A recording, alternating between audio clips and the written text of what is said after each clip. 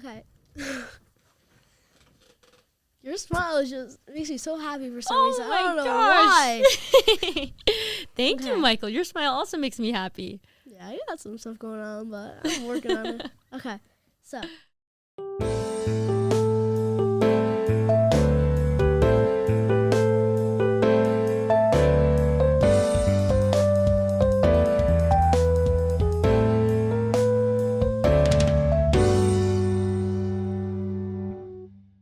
Welcome to episode 8 of the Small Tales podcast. I'm your host, Michael Barbaro Jr. Today's guest is Gabby Garcia Perez, who is one of the board members at the Community Soup Kitchen out of New Haven, Connecticut. Let's welcome her to the show. So welcome, Gabby, to the podcast. It's a pleasure to have you here. Thank you, Michael. I'm really happy to be here. That's great. So first question of the podcast, what's the story behind the founding of the Community Soup Kitchen, and how has it evolved over the years? Absolutely. So again, thank you so much for having me here. My name is Gabby Garcia Perez, and I'm a board member at the Community Soup Kitchen. And so the Community Soup Kitchen has been around since 1977, and the mission is to really feed the hungry regardless of the circumstances. And the mission really of CSK is driven on this idea of bringing dignity and giving resources to people who are in need and who are needing of our resources. And we are located on 84 Broadway Street in New Haven. And over the course of the years, we have served thousands of meals. Back in 2023, we served over 70,000 meals. Coming in 2024, we served over 86,000 meals. And we are an organization that is involving a lot of different volunteers and community members and organizations and people who are just constantly focused on this idea of helping our neighbors.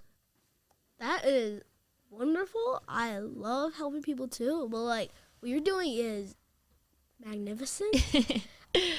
That is great. Can you describe a typical day at CSK from meal preparation to serving guests? Yeah, absolutely. So the chef arrives to CSK around 6 in the morning, right? And they start prepping the meals. The sous chef comes along. The staff then begins to attend around 7 a.m. To start prepping the meals and start packing them. And so during this time, the staff members are looking to prepare meals that are going to be taken out by the delivery people to our other sites around the New Haven area. Around 10 a.m. is when the staff begins to prepare for the people that are going to be dining in to CSK and going to eat at our 84 Broadway New Haven location. And around 11 a.m. is when we begin to welcome our guests. So at this time, they are told the announcements of the morning. They start to get in line for the serving of the meals. The volunteers are all there, ready to help, and then people are really just amongst conversation. And what's really beautiful at CSK is that along with meal preparation and along with meal serving, the guests also have the opportunity of accessing other resources, whether that's health resources or social services. And this is all located in one same spot, making it easy for guests to receive those resources that they need. What type of meals do you provide, and how do you ensure they are both nutritious and accessible to everyone? Absolutely. So the idea at CSK is that we're providing nutritionally dense meals for people. And so we serve lunch 4 times a week. And then in the mornings on Saturdays, we provide breakfast. And during this time, we're giving people 1 protein, 1 fruit or vegetable, and 1 starch within each meal. And this is all based on the recommendations that we've been given. And our food is all given to us by CT Food Share, which is our food bank. And so we are really grateful for the donations that have come along the way, in addition with partnerships with other organizations that have allowed us to continue our mission of feeding people regardless of the circumstances. And it still boggles my mind that you had 80,000 meals 2024. That is crazy. Yeah. And, it's all done with the work of volunteers, right? So our volunteers can go from local sports teams to people in the community to university clubs. And what's actually really awesome is that our organization has some staff members who first started out as guests at CSK, needing some of the services and meals, and then wanted to participate as volunteers and are now are people within the payroll and within the staff. And so what that shows is how CSK has been able to create a community for people, right? So not only is this a place where guests want to come and feel safe and feel like their resources and their needs are being met, but they also feel like CSK is generally there for them in terms of building a community, and we do so by creating a space that is safe. Just a nice little environment. Yeah, absolutely. Nice. Let's see. Beyond serving meals, what other services or resources does CSK offer to support well-being of your guests? Yeah, so oftentimes food insecurity is met with also needing other resources and having other needs. So whether that's health related or socially related, but CSK really has identified that, right? So we have, along with other partnerships and other organizations, have been able to provide some of these resources on site at CSK at the 84 Broadway location. So under the health realm, we have Cornell Scott, who comes in and supports through street medicine, whether this is giving support to people facing homelessness or the fact that they come on site each week to give blood pressure and giving those resources that are more health related. We also have the public shower program that we've been able to develop after seeing that this was a need that our guests were needing at the time.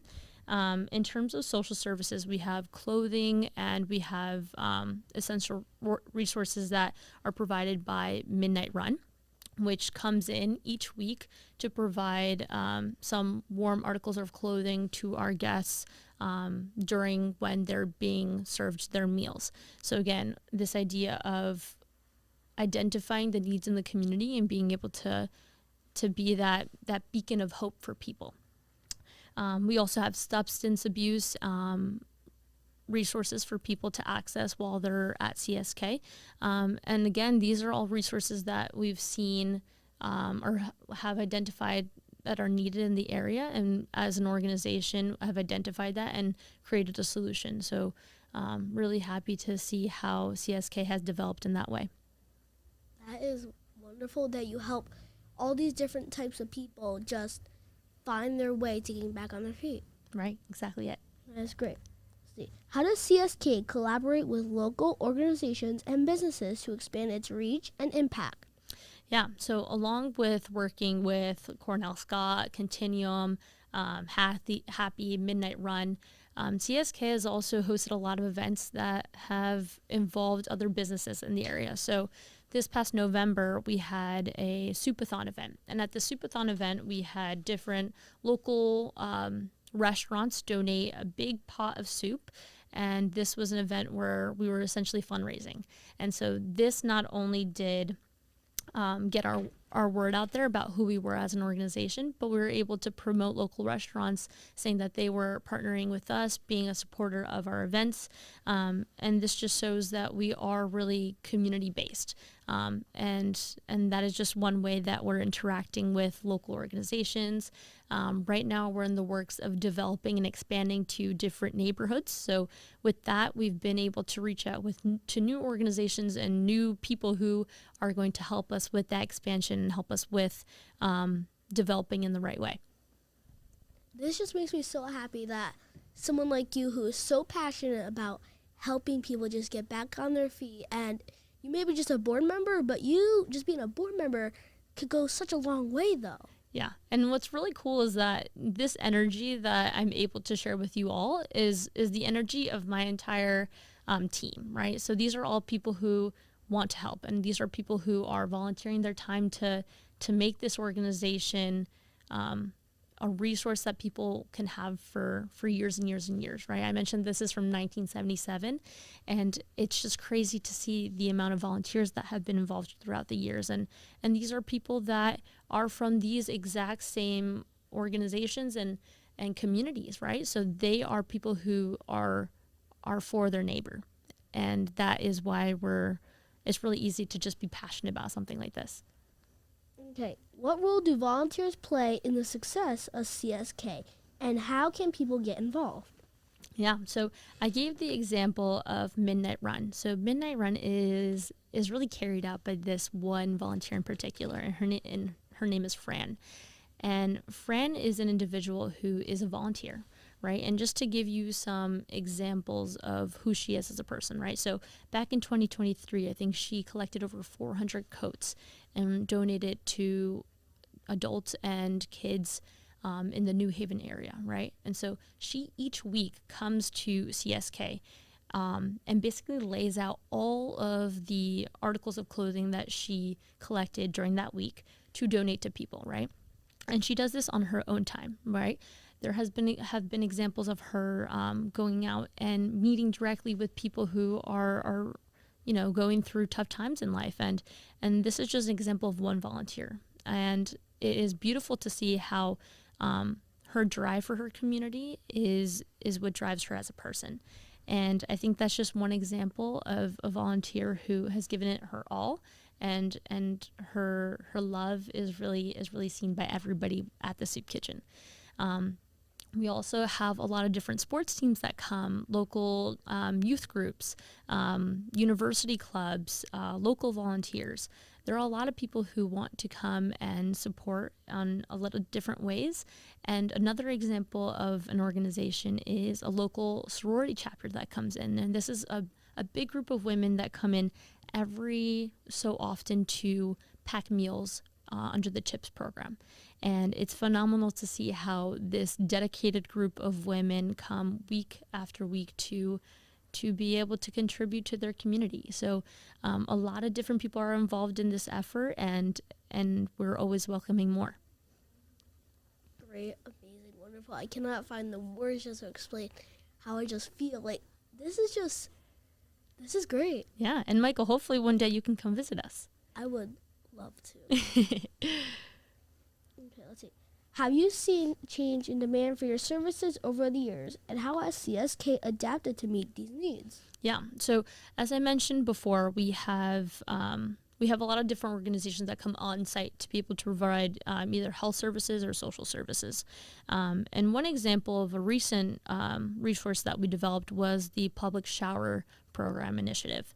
And essentially, this is an opportunity for people in the community to come shower once a week, one day for males and one day for females, to come and be able to feel clean, feel safe, and do so in an environment that will protect them.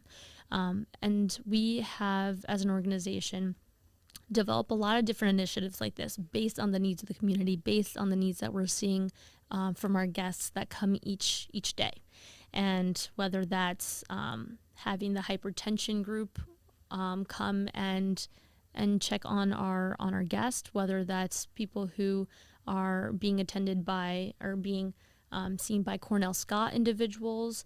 And I think I want to mention a moment that happened recently. So we had at the soup event, Soupathon event that we had back in November, we had an award ceremony. And in this award ceremony, we mentioned Cornell Scott.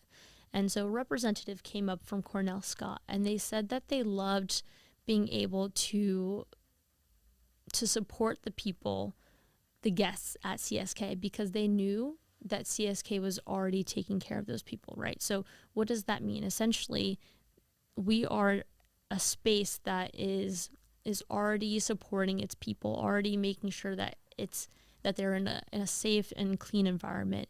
And it then makes it easier for these organizations to come and support further.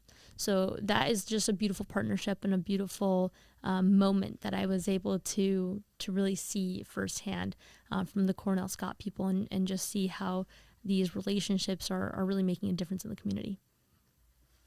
That is great that you have all these people just want to work together and make Connecticut just a better place. Yeah, exactly. Help people who are in need and just, that is amazing. Yes. Can you share a memorable story or experience that highlights the impact of CSK has had on the community? Yeah. So I remember last year or so, I came in with a friend to come and take some pictures and take some videos of what happens at CSK, looking at the stories of the volunteers. And I met this older woman. Her name is Beulah. And Beulah was really excited to see us come in and see that we were trying to amplify the voice of CSK to the broader public through social media, right? And she came up to me. She was like, I would love to share my story of what I do within my community. And she shared that she was somebody who, within her building, identified that there were people who were not able to leave their apartment to go seek these resources and seek these needs that CSK was sort of providing or providing a solution to. And she took upon herself to pack these meals and walk them and carry them on a little cart to the people in her building, right? Every single day, every single week, she was doing this for people and her neighbors. And this was a woman who you can just tell did this from the kindness of her heart, right? She was somebody who identified this need within the people so close to her, and she was the one to say, you know what, I'm not going to call anybody else. I'm going to be the one to create the solution to this. And I think that that mindset of solution-oriented people is just an example of who CSK is as an organization. So that's just one moment that I loved from my time at CSK and something that I can relate to the organization as a whole. That is some serious dedication, and she just sounds like she has a heart of gold just to be doing that every week. Yes, exactly. That is great. Okay. What are some of the biggest challenges CSK has faced, and what support do you need from them? What support do you need from the community to continue your mission? Yeah, so I would love to share sort of some of the initiatives that CSK is looking to create in the near future. So right now our idea really is to close this meal gap, right, in Connecticut. And one way that we're doing so is by expanding to other locations in the New Haven area. So right now we're located in 84 Broadway Street, but we are looking to be in all the different neighborhoods, whether that's Fairhaven, New Hallville. And so we're doing so by reaching out to community members to see how we can make this possible, right? So what does that include? That includes getting new volunteers, getting new locations, getting new setups, getting new people in the community that we can trust to let us know how we can best help, right? Because the only way to really know how we're making an impact and where we can make that impact is by talking to the people, right? Talking to the people of that area. And so I think that's really an exciting project that CSK can use all the support for or with. And whether that's following on our social media pages or whether that's volunteering in person or donating online, there are so many ways for people to get involved at CSK, and we're always happy and welcoming more people to be a part of this project. Where can people find more information about CSK, donate, or get involved as a volunteer? Yeah, so first off, our website is incredible. It's really easy to use, and it sort of highlights all the different initiatives and resources that we provide our guests. Again, highlighting those health services, highlighting the social services, and also the services that we provide in terms of food and groceries. And you can follow us on our social media pages as well. So we have Instagram, Facebook, LinkedIn, YouTube. You can follow us at CSK New Haven, and then look us up on csknewhaven.org, and we would be happy to connect with you all and really excited to see how we can continue this mission that we have. That is great. So that's the end of our podcast. It was such a pleasure to have you on this podcast. Thank you, Michael. I enjoyed it so far. I enjoyed it super, and hopefully that we see you in our future with CSK, and hopefully you can come one day with your friends and come help out. Yeah. Thank you for watching episode 8 of the Small Tales podcast. Make sure to like this video and subscribe to the channel. Special thanks to East Haven Public Television for letting us use their studio space. If you'd like to get your business on the podcast, please send us an email or a message on Instagram. We'll see you next time on Small Tales.